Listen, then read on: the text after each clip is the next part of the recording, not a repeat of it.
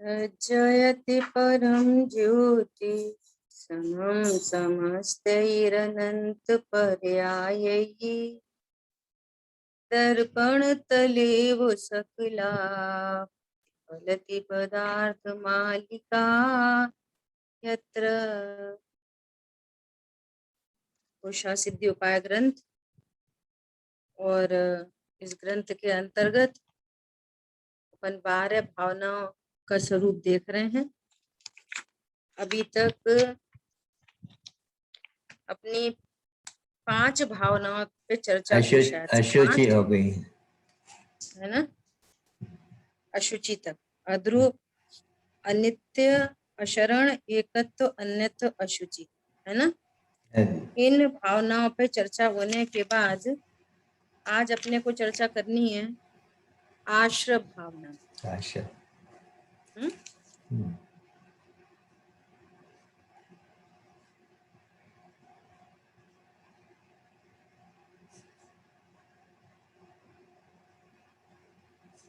तो आश्रय भावना page number है ग्रंथ में 403। हाँ जी। आश्रय भावना 5 मिथ्यात्व, 12 अविरति, 25 कषाय, 15 योग। योग मिथ्यात्व, अविरति और कषाय योग, प्रमाद भी इसमें गर्भित है ना। ये आश्रय के 57 भेद हैं, 57। 5 मिथ्यात्व के, अज्ञान मिथ्यात्व, विपरीत, है ना, और विनय मिथ्यात्व, संशय, एकांत, ऐसे 5 मिथ्यात्व, 12 प्रकार की अविरति, है ना। इंद्रिय और मन के विषयों से जो विरक्त नहीं है, और षटकाय जीवों की हिंसा से जो विरक्ति नहीं है, सो अविरति। 25 प्रकार की कषाय है, क्रोध, मान, माया, लोभ, ये 25 कषाय। और मतलब ये अनंतानुबंधी, अप्रत्याख्यान, प्रत्याख्यान, ये 16, और 9 कषाय, है ना। ऐसे 25 प्रकार की कषाय, और मन, वचन, काय, योग। तो इनके भी जो डिवीजन करेंगे तो 15 प्रकार के योग। तो क्या बोल रहे हैं कि ये आश्रव के 57 भेद हैं, अर्थात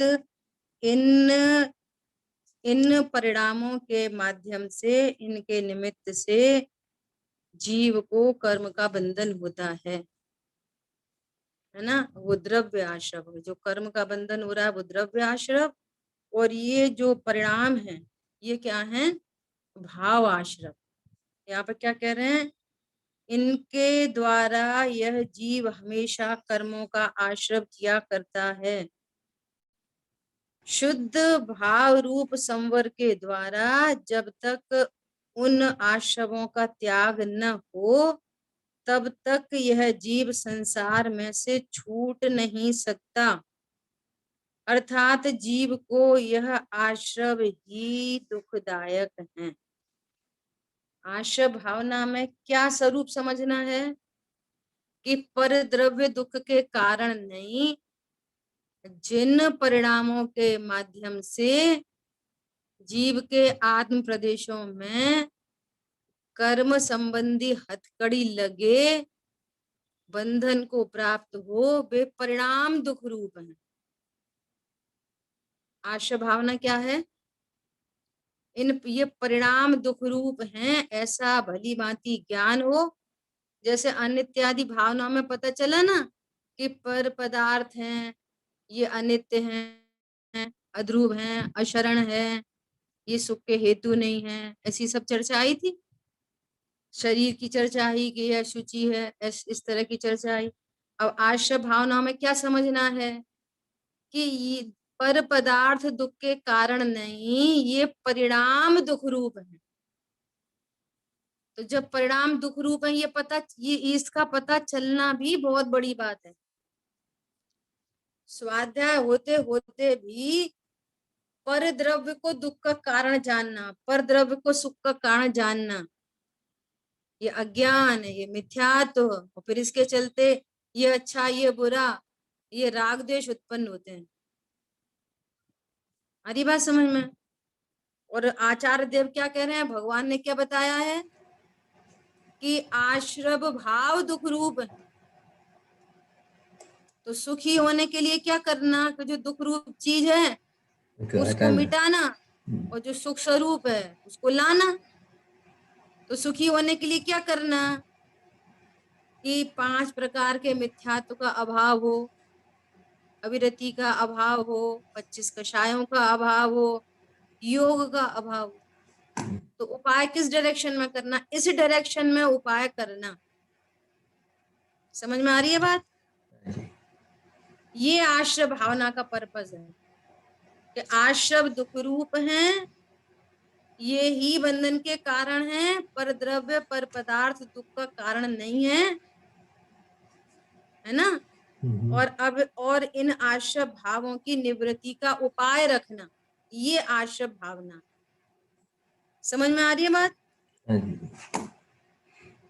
आश्रव तत्व आश्रय भावना नहीं है। आश्रव का स्वरूप जानकर उनसे निवृत्ति का उपाय रखना, उस टाइप का चिंतन होना। किस टाइप का चिंतन होना, जिनसे कि ये आश्रय भाव इनका अभाव हो। तो कैसा चिंतन करना पड़ेगा, भेद विज्ञान, ये आश्रय भावना। पॉइंट समझ में आया? जब तक यह जीव संसार में से छूट नहीं सकता, अर्थात जीव को यह आश्रय ही दुखदायक है, ऐसा स्वसन्मुखता सहित बारंबार चिंतन करना, उसे आश्रय भावना कहते हैं। ठीक है? देखो गुरुदेव श्री के प्रवचन में गुरुदेव श्री क्या कहते हैं आश्रय भावना के लिए, एक बार देखते हैं पिछले प्रवचन में। देखो आश्रय भावना पेज नंबर 418 है। मिथ्यात्व, एकांत मिथ्यात्व आदि, 12 प्रकार की अविरति, 25 कषाय, 15 योग, है ना। ये क्या क्या कह रहे हैं कि ये सब भेद आश्रव दुख रूप है। शुभ अशुभ योग,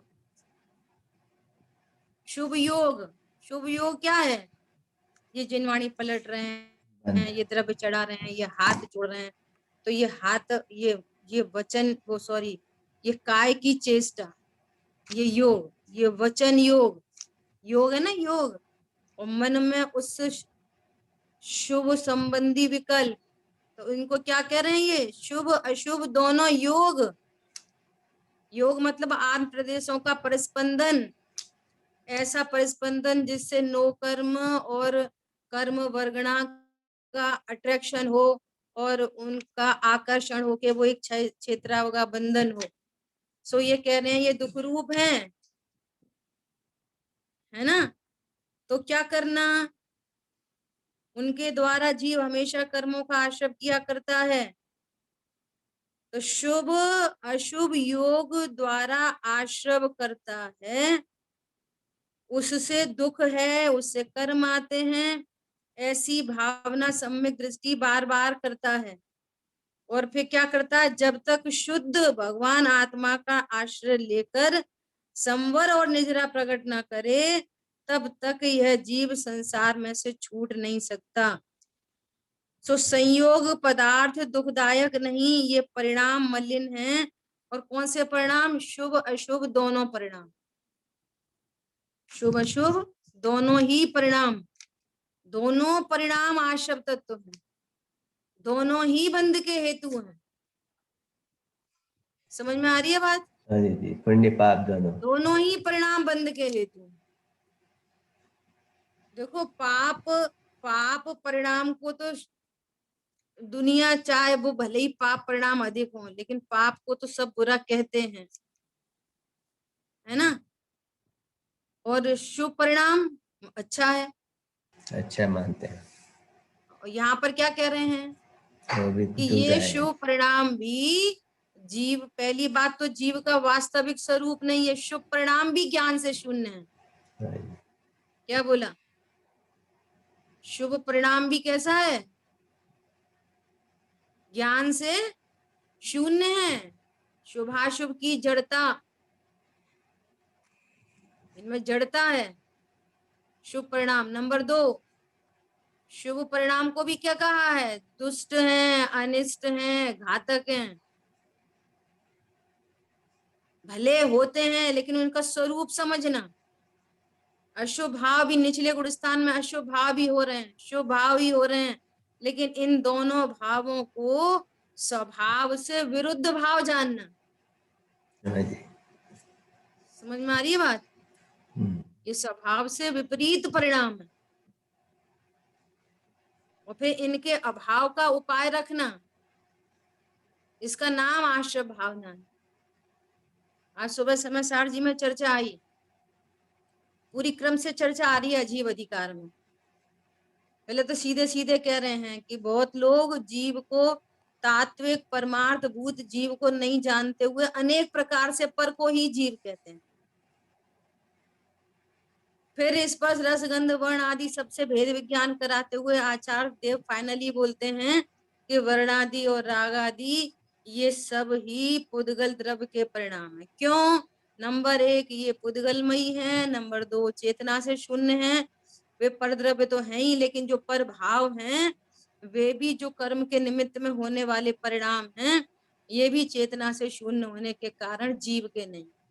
हाँ जी। और फिर क्या कह रहे हैं कि ये वर्ण आदि और राग आदि का जीव के साथ एक क्षेत्रावगाह संबंध है, तादात्म संबंध नहीं है। ऐसे आगे गाथा बढ़ती जा रही है। तादात्म संबंध नहीं। अब तादात्म संबंध का एग्जाम्पल कोड कर रहे हैं सिद्ध भगवान को, कि कैसे तादात्म संबंध नहीं है, राग आदि और वर्ण आदि के साथ तादात्म संबंध क्यों नहीं है। तो वो कह रहे हैं कि देखो सिद्ध भगवान में एक क्षेत्रावगाह संबंध था, सो दूर हो गया, हाँ जी। और जिनके साथ तादात्म संबंध है वो दूर नहीं हुआ। हाँ जी। सिद्ध भगवान को अभी वर्णादि नहीं है, इसका मतलब ये आदर जीव नहीं का था। स्वभाव नहीं है, ये पर संयोग जनित पदार्थ है। और राग आदि भाव का भी अभाव हो गया, इसका मतलब ये भी जीव का स्वभाव नहीं है। ये दोनों का अनित्य संबंध था इनके दोनों के साथ में। और जहां जहां जीव वहां वहां उपयोग, जहां जहां जीव वहां वहां उपयोग, जहां जहां जीव वहां वहां ज्ञान। जीव का ज्ञान के साथ तादात्म्य संबंध है। हाँ जी। जीव का रागादि और वर्णादि के साथ एक क्षेत्रावगाह संबंध कोड किया। जैसे वर्णादि के साथ एक क्षेत्रावगाह संबंध है, ऐसे ही राग आदि के साथ भी एक क्षेत्रावगाह संबंध कहा। बोलो, हरी बात समझ में? और ज्ञान के साथ तादात्म्य संबंध है। तो कहने देखो सिद्ध भगवान में ज्ञान के साथ तादात्म्य संबंध उसे कहते हैं जिसका कभी नाश नहीं हो सके। और एक क्षेत्रावगाह संबंध, संयोग संबंध उसको कहते हैं कि जिसको दूर किया जा सके। बिल्कुल शुद्ध दूध निकल के आया है ना, गाय के थन में से शुद्ध दूध लेके आए, तो उसमें क्या है? शुद्ध दूध में दूध और पानी एक साथ हैं, प्राकृतिक रूप से, नेचुरली। तो दूध और पानी का कैसे संबंध है? एक क्षेत्रावगाह संबंध। हाँ जी, भिन्न है अभी लेकिन। नींबू निचोड़ दो, दोनों भिन्न भिन्न दिखाई दे जाएंगे, परंतु दूध में से दुग्धत्व दूर नहीं किया जा सकता, और पानी में से उसका उसका जगत। शीतलपना दूर नहीं किया जा सकता। जिनका एक क्षेत्रावगाह संबंध है वो भिन्न हो जाते हैं, लेकिन जिनके साथ तादात्म्य संबंध है वो भिन्न नहीं होते। और जो तादात्म्य संबंध है वो वस्तु का स्वभाव होता है, और जो एक क्षेत्रावगाह संबंध है वो न्यारे न्यारे होते हैं। ये सिद्धांत है, ये बहुत सुंदर थी। समझ आ रही बात? हाँ जी। सुबह एग्जाम्पल कोट किया था, पानी में लाल रंग डाल दिया, पानी लाल दिख रहा है, तो पानी और लाल रंग का एक क्षेत्रावगाह संबंध है। है। पानी को एवापोरेट करें, रेजिड्यू नीचे रह जाएगा वो रेड कलर, देखो दोनों न्यारे न्यारे हो। पानी लाल नहीं था, इसका मतलब लाल हाँ रंग जी, के साथ एक क्षेत्राव का संबंध था, पानी लाल नहीं होता, ये सिद्ध होता है ना। लेकिन पानी का शीतलपना कभी अलग नहीं किया जा सकता। ऐसे ही ये जो आश्रय भाव हैं, ये जीव का वास्तविक स्वरूप नहीं है, स्वभाव के आश्रय से इनका नाश हो जाता है। ये घटते हैं बढ़ते हैं, लेकिन मेरा जानना जानना जानना कभी घटता बढ़ता नहीं है। मति श्रुत ज्ञान घटते बढ़ते हैं, लेकिन जानना स्वभाव नहीं घटता बढ़ता। इसलिए मति श्रुत ज्ञान भी मेरा वास्तविक स्वरूप नहीं, वो कर्म के उदय में होने वाले परिणाम है, ज्ञानावरणी के क्षयोपशम के अनुसार होते हैं। लेकिन जानना स्वभाव स्ट्रेट लाइन, एकदम स्ट्रेट लाइन, सदा सदा सदा सदा। समझ आ रही बात? अच्छा जी। ऐसा। तो ये आश्रय भावना। अभी देखो दादा ने आश्रय भावना के अंदर क्या बोला है, इसको थोड़ा सा देखते हैं।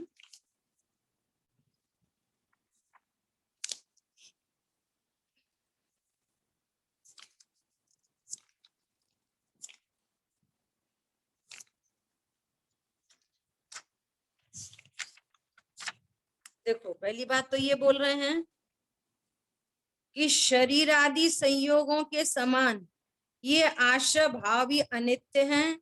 जैसे शरीर आदि अनित्य है, अशरण है, ऐसे ही ये आश्रय भाव भी अनित्य है, अशरण है, अशुचि है, आत्म स्वभाव से अन्य है। चतुर्गति में संसरण परिभ्रमण के हेतु हैं, दुख रूप है, दुख के हेतु हैं जड़ है।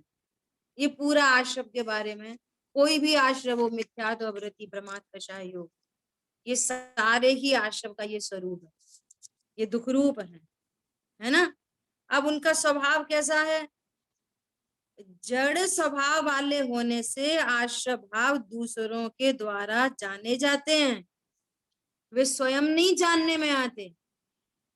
जैसे ये टेबल चेयर मोबाइल जिनवाणी, ये सब ज्ञान से शून्य है, परंतु जीव के द्वारा जाने जाते हैं। उसी प्रकार ये आश्रय परिणाम जड़ रूप हैं, ये जीव के द्वारा जाने जाते हैं। समझ में आ रही है बात? ये स्वयं जानने का कार्य नहीं कर पाते, ऐसा। अतः वे चैतन्य आत्मा से अन्य स्वभाव वाले हैं, और भगवान आत्मा सदा विज्ञान घन स्वभाव वाला होने से स्वयं को भी जानता है और अन्य को भी जानता है, ऐसा। आकुलता उत्पन्न करने वाले होने से आशव दुख के कारण है, और भगवान आत्मा निराकुल स्वभावी होने के कारण न तो किसी का कार्य है न किसी का कारण है, वो भगवान आत्मा दुख का अकारण है। क्या बोला? भगवान आत्मा पर्याय में दुख, पर्याय में दुख होने पर भी भगवान आत्मा के कारण दुख नहीं है। क्या बोला? भगवान आत्मा दुख का अकारण है, तो भगवान आत्मा इसी की पर्याय, और उसकी पर्याय में दुख, तो इस दुख का कारण कौन? भगवान आत्मा को कहो ना। पहली बात तो भगवान आत्मा की पर्याय वो है, जो भी बात चल गई, सहज जानना स्वभाव, और ये आश्रय परिणाम ये विशेष पर्याय है। दूसरी बात, मेरी पर्याय कौन? सहज क्या? जानना स्वभाव मेरी पर्याय, और ये राग द्वेष ये विशेष ये क्या? पर्याय, इनमें दुख उत्पन्न हो रहा है, तो इसका कारण भगवान आत्मा को कहो कि नहीं नहीं, इनका कारण भगवान आत्मा नहीं, इसका कारण भगवान आत्मा को भूलना है। जिस ज्ञान में भगवान आत्मा नहीं है, उस ज्ञान में अज्ञान, उस श्रद्धा में मिथ्यात्व, उस चारित्र में राग द्वेष, ये दुख रूप है। अरे बात समझ में? हाँ जी। भगवान आत्मा दुख का अकारण है, और परद्रव्य से भी दुख उत्पन्न नहीं होता, पत्नी दुकान मकान बच्चे। भगवान आत्मा भी दुख का कारण नहीं, और परद्रव्य भी दुख का कारण नहीं, और पर्याय में दुख उत्पन्न हो रहा है। बोलो कितनी गड़बड़ी हो रही है। तो दो कारण हो गए, अस्थि से बोलो कि अपने ज्ञान स्वभाव को नहीं जानना, और फिर क्या होना, आपके पर में एकत्व मत करना, ये काम एक साथ हो रहे हैं। भगवान आत्मा मैं हूं ऐसा नहीं जान रहे, इसीलिए ऐसा जान रहे हैं मैं शरीर। समझ में आ रही है? हाँ जी। मेरे अनंत गुण, ये मेरा परिवार है, ऐसा नहीं जानते, इसलिए ही ऐसा जानते हैं कि ये पत्नी दुकान मकान बच्चे ये मेरा परिवार, ये इसलिए प्रणति में दुख उत्पन्न हो रहा है। ठीक है, हाँ ऐसा। जी। अभी क्या कह रहे हैं? उक्त संपूर्ण कथन का एकमात्र उद्देश्य क्या है? आश्रय भाव मोह राग द्वेष रूप विकारी पर्याय ये हैं, संयोग तथा संयोगी भावों से भिन्न भगवान आत्मा परम उपादेय है, यही बताना। आश्रय भावना का पर्पस क्या है? कि संयोग की बात तो उधर हो गई अनित्य भावना आदि में, और ये संयोगी भाव, संयोग को अभी जो चर्चा चल रही थी उसके अकॉर्डिंग बोले तो संयोगों को कह दो वर्णादि, और ये आश्रय भाव को कह दो राग आदि। ठीक है, क्लियर है? संयोग क्या हो गए? वर्णादि। संयोगी भाव क्या हो गए? बना दे। राग आदि। ये आश्रय, ये भगवान आत्मा से भिन्न है, ऐसा। और ऐसा जानकर इन आश्रय भावों से विरक्त होना। देखो जैसे अभी बात चली ना कि आश्रय भावना आश्रय तत्व नहीं, संवर तत्व है। ज्ञान स्वभाव के आश्रय से उन अगर इनको विकल्पात्मक कहोगे तो ये आश्रय भी ठहर जाएगा। और बार बार क्या कह रहे हैं? स्वभाव की सन्मुखता पूर्वक। या आश्रय भावना में आश्रय तत्व नहीं बताना। समझ में आ रही है? आश्रय से भिन्न भगवान आत्मा, जिससे आश्रयों का अभाव हो, अर्थात आश्रय का सच्चा ज्ञान संवर का कारण है। क्या बोला? आश्रय का सच्चा ज्ञान। अनादि से जीव क्या जान रहा है? जो आश्रय है सोई में हूँ, ये शुभ अशुभ भाव यही मैं हूँ, मैं ही करता हूँ, मैं ही भोगता हूँ। अरे पर समझ में आ रही नहीं आ रही? हाँ जी। ऐसा बहुत सुंदर। आश्रय का सच्चा ज्ञान संवर का कारण है। समय सार जी में कहा है ना, जब तक ये ज्ञान भगवान आत्मा और आश्रय के विशेष अंतर को नहीं जानता तब तक अज्ञानी बना रहता है, तब तक आश्रमों से निवृत्त नहीं होता। क्या बोला? जब तक ये ज्ञान भगवान आत्मा त्रिकाली ध्रुव में और आश्रय के विशेष अंतर को नहीं जानता तब तक आश्रमों से निवृत्त नहीं होता। समझ में आई बात नहीं आई? बहुत सुंदर दीदी। आश्रय भिन्न चलता है है। और भगवान आत्मा भिन्न है, एकदम भिन्न है। दोनों हाँ में जी। अंतर है। ये ज्ञान ये स्वरूप ही है, वे जड़ स्वरूप ही है। ये निज है, वो प्रभाव है, पर के निमित्त से होने वाले विकारी भाव हैं। ये सदा नहीं रहते, एक रूप नहीं रहते। भगवान आत्मा शुचि है, ये अशुचि है। भगवान आत्मा सुख का कारण है और ये दुख का कारण है। भगवान आत्मा निर्बंध होने का कारण है, आश्रय बंध का कारण है। जमीन आसमान का अंतर है। आई बात समझ में? देखो वापस क्या बोल रहे हैं दादा? 12 भावनाओं के चिंतवन का मूल प्रयोजन पर और विकार से भिन्न निज भगवान आत्मा में ही रमणता की तीव्र रुचि उत्पन्न करना, तत्संबंधी पुरुषार्थ को विशेष जागृत करना। इसी प्रयोजन की सिद्धि के लिए अनित्य से लेकर अशुचि भावना तक संयोगों की अनित्यता, अक्षरता, असारता, भिन्नता, अशुचिता का चिंतन किया है ना? क्या बोल रहे हैं? जो अनित्य आदि 6 भावनाओं के चिंतन की विषय वस्तु शरीर आदि संयोग है, और आश्रय भावना के चिंतन की विषय वस्तु संयोगी भाव। पॉइंट पकड़ में आया? आया कि नहीं आया? स्टार्टिंग की जो 5 भावना है ना, अनित्य भावना, अशरण भावना, एकत्व भावना, अन्यत्व भावना और अशुचि भावना, ये रिलेटेड टू पर द्रव्य। हम्म, इनका विषय सबका क्या है? पर द्रव्य। हाँ जी, यहाँ पे शरीर की बात करी थी, अनित्य है, अशरण है ना, मणिमंत्र, हाँ जी, तंत्र, बहु, ये सारी बात हुई थी। मेरा हाँ पर जी, से, मेरा स्व से एकत्व है, पर से अन्यत्व है। पर मतलब वहां पे मुख्यतः शरीर की रखी थी। अशुचि भावना में भी शरीर की मुख्यतः रखी। नवद्वार बगे बहे घिनकारी।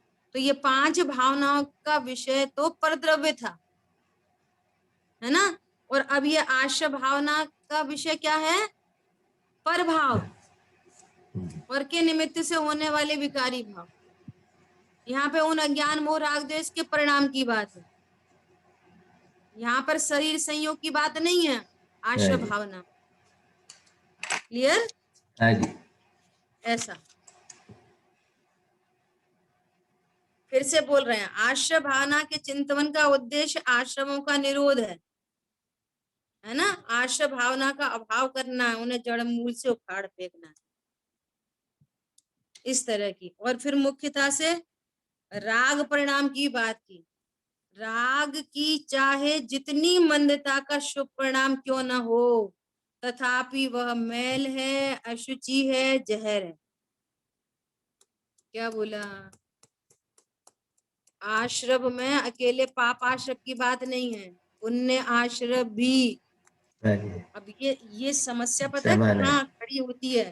समस्या यहाँ खड़ी होती है कि यहाँ पर तो ज्ञान में ये निर्णय कराया जा रहा है कि ये शुभ अशुभ परिणाम क्या चीज है, ये ज्ञान कराया जा रहा है। तो कह रहे हैं पाप परिणाम भी दुख रूप है और पुण्य परिणाम भी दुख रूप है। क्यों? दोनों बंध के हेतु हैं। एक बात। दूसरी बात, उनका स्वभाव भगवान आत्मा से विपरीत है। दूसरी बात, है ना। तो इन बातों को निर्णय की बात है, और ये बात कहाँ पे उठाएंगे? क्रिया में। तो फिर पुण्य नहीं करना चाहिए। जब पाप कोई बुरा कहा है तो पुण्य नहीं करने चाहिए कि क्या मैटर है? वो करने का क्या मैटर है? न करने का मैटर है, न नहीं करने का मैटर है। क्या बोला? होता है वो तो होता है। मैटर न करने का है न नहीं करने का है, वे तो हो ही रहे हैं। हम्म, कभी पाप भाव हो रहे हैं, कभी पुण्य भाव हो रहे हैं। स्वरूप जानने का पाप है। परिणाम को बुरा नहीं जानना और पुण्य परिणाम को भला नहीं जानना, दोनों को स्वभाव से विपरीत जानना, अपने से भिन्न जानना, ऐसी हम्म, राइट नॉलेज करने की बात, न कि हटाने मिलाने की बात। क्या बोला? बहुत सुंदर जी। मेरा शुभ स्वभाव अशुभ नहीं है। परिणाम के बारे में राइट नॉलेज हो कि सर्वज्ञ देव ने इनको कौन सा तत्व कहा। आश्चर्य हरी से। बात समझ में? हाँ जी, ऐसा उत्पन्न होता हुआ पाप परिणाम, उत्पन्न होता हुआ पुण्य परिणाम, क्या बोल रहे हैं? स्वभाव से विरुद्ध है, स्वभाव से विरुद्ध परिणाम। ऐसा शास्त्र में पुण्य भाव को किसी जगह व्यवहार से अमृत रूप भी कहा है, तथापि वह वास्तव में तो जहर ही है। शास्त्र में अगर निमित्त की अपेक्षा, सहचारी की अपेक्षा, वीतरागता के साथ में रहने वाले शुभ राग को कभी व्यवहार से कह दिया जाता है, परंतु जानना उसको कैसा? दुख रूप ही जानना। ऐसा है ना। तो इतनी पूरी चर्चा आश्रय भावना में रही। और देखो दादा ने ना बनारसी दास जी का भी जो है उसको भी कोड किया है। देखो बहुत अच्छी लाइन है, बहुत ही अच्छी लाइन है, सुनना बहुत ध्यान से। शील तप संयम विरति दान पूजा दिक अथवा असंजम कषाय विषय भोग है। क्या बोल रहे हैं? शील तप संयम विरति दान पूजा आदि ये शुभ, और असंयम कषाय विषय भोग ये अशुभ। को शुभ रूप को अशुभ स्वरूप मूल, वस्तु के विचारत द्विविध कर्म रोग है। कर्म रोग है, वस्तु के विचार से पता चलेगा ये कर्म रोग है। कोई शुभ हो कि अशुभ हो, दोनों कर्म है, धर्म नहीं है। क्या बोला? शुभ अशुभ दोनों क्या है? कर्म, कर्म है। धर्म नहीं है ये। अभी देखो, ऐसी बंद पद्धति बखानी वीतराग देव। वीतराग देव ने बंद पद्धति बखानी है, भगवान का वास्ता दे रहे हैं। आत्म धर्म में कर्म त्याग जोग है। क्या बोल रहे हैं? आत्म धर्म, आत्मा के आश्रय से होने वाला जो धर्म है उसमें इस कर्म का त्याग होता है। शुभ अशुभ दोनों कर्म है ना। अब बहुत अच्छी, बहुत गजब की दो लाइन है। भौजल तरैया राग देश को हरैया महा। क्या बोल रहे हैं? भौजल तरैया राग द्वेष को हरैया महा, मोख को करैया एक शुद्ध उपयोग है। कितनी सुंदर बात। एक शुद्ध उपयोग है जो कैसा है? भव जग जाल, भव जल को तिरैया, भव समुद्र से तारने वाला, और राग द्वेष को हरैया, राग द्वेष दूर हो जाते हैं, दुख दूर हो हरण जाता करना। है ना। और मोक्ष को करैया, पूर्ण शुद्ध परिणति को उत्पन्न करने वाला, अनंत सुख को उत्पन्न करने वाला, मोक्ष को करैया कौन है? एक शुद्ध उपयोग। और शुभ अशुभ कौन है? अशुद्ध उपयोग, दोनों अशुद्ध उपयोग। पता है, एक बार बहुत दिन हो गए चर्चा सुन रहे थे एक विद्वान के द्वारा, तो उन्होंने क्या डिफरेंशिएशन करा पता है? पाप परिणाम अशुद्ध उपयोग है, और पुण्य परिणाम शुभ, और वीतराग परिणाम शुद्ध। तीन भेद कर दिए, तीन, अशुद्ध शुभ और शुद्ध। ऐसी तो पूरे जिनागम में कहीं चर्चा ही नहीं है। शुभ अशुभ दोनों अशुद्ध उपयोग है। समझ आ रही बात? शुभ अशुभ दोनों ही अशुद्ध उपयोग हैं। आत्म स्वभाव के आश्रय से उत्पन्न होने वाली शुद्ध परिणति, ये शुद्ध उपयोग है। ये है मोक्ष को करैया, भवनीर को तिरैया, राग द्वेष को हरैया। ये शुद्धात्मा के आश्रय से प्रकट होने वाली पर्याय। इनका क्या नाम है? तत्व की भाषा में बोले तो कौन सा तत्व है? संवर तत्व। अरे बात समझ में? इस तरह से अपनी आश्रव भावना पे चर्चा। ठीक है, क्लियर है? आश्रव भावना कि आश्रव का स्वरूप भली भांति जानकर जीव और आश्रम में भिन्नता भाषित हो, और मिथ्यात्व अवृत्ति आदि आश्रवों का अभाव हो, उसका नाम है आश्रव भाव। ठीक है। अभी देखो, जैसे अभी चर्चा आई ना कि आश्रव तत्व तो न्यारा है और आश्रव भावना न्यारी है, ऐसी संवर में जानना बहुत इंपॉर्टेंट बात है। संवर की भावना तत्व ज्ञान के अभाव में, एक उसमें शर्त लगी है, तत्व ज्ञान के अभाव में अकेली संवर की भावना, हे भगवान में सम्यक दर्शन हो जाए, वीतरागता हो जाए, तो वो आश्रव तत्व है। क्या बोला? कौन दोहराएगा? बोलो। स्वरूप के तत्व ज्ञान के अभाव से हम्म समर की जो भावना है वो भी आश्रव तत्व है। हाँ, वो आश्रव तत्व है। जाना नहीं ना, सब स्वरूप क्या है वो जाना नहीं हाँ, तो वो पाप ही वो है। आश्रव तत्व है। और सुनना, ज्ञायक की भावना वो संवर तत्व है। क्या बोला? ज्ञायक की भावना संवर तत्व है। तो क्या को जानेंगे तो तत्व ज्ञान भावना के करेंगे। अभाव में संवर की चाहत आश्रव तत्व। बात आई ख्याल में? हाँ जी। ऐसी गजब बात है। अभी देखो, संवर भावना में क्या कहते हैं?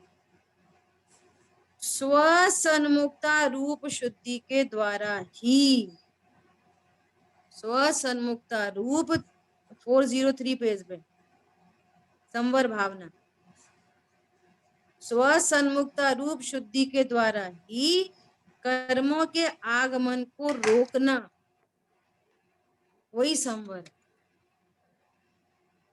है ना। मिथ्यात अवृत्ति प्रमाद कषाय योग से कर्म का इन परिणामों के निमित्त से हथकड़ी पड़ रही थी कर्मों की। अब इन परिणामों का अभाव हो, सो मिथ्यात का अभाव कैसे हो? शुद्ध तत्व की भावना से। संवर कैसे प्रकट होगा? शुद्ध तत्व की भावना से। संवर की भावना से संवर प्रकट नहीं होगा, शुद्ध तत्व की भावना से संवर प्रकट होगा। गाय की भावना। संवर प्रकट होगा तो मिथ्यात्व अवृत्ति प्रमाद का शायद अपने क्रम से मिटेंगे,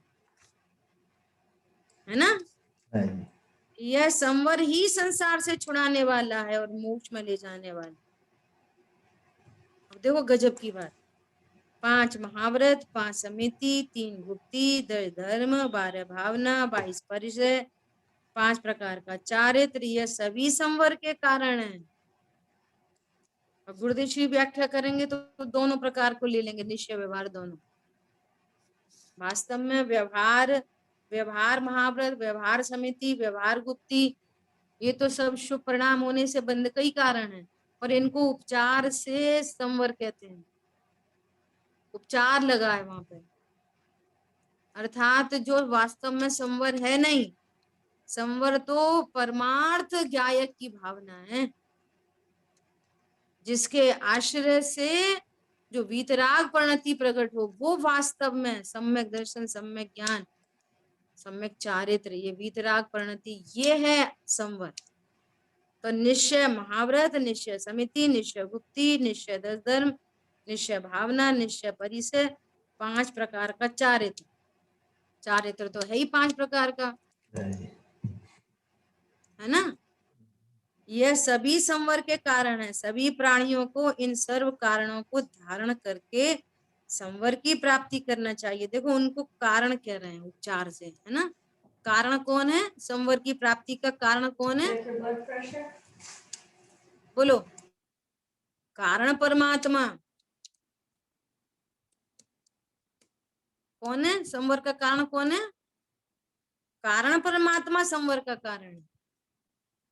ऐसा ये इन भावों से ये भाव इटसेल्फ संवर में है, इनसे नया संवर प्रकट नहीं होएगा।